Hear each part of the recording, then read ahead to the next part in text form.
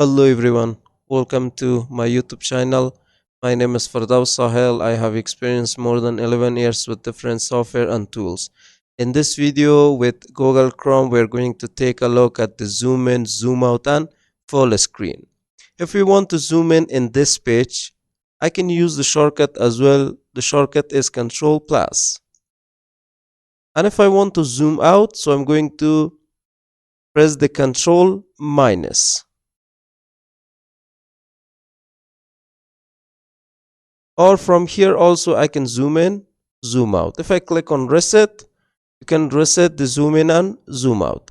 From here, if I click on customize and control Google Chrome, so down there we have the zoom in, just like this we can zoom in or zoom out. And if I want to get into full screen, so from here I can click.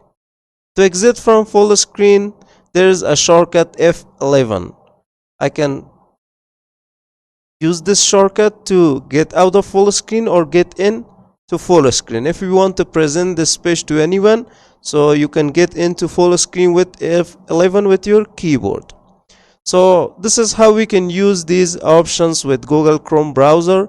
So hope you guys enjoyed and learned, and if you have any question or doubt, please let me know in the comment box of this video.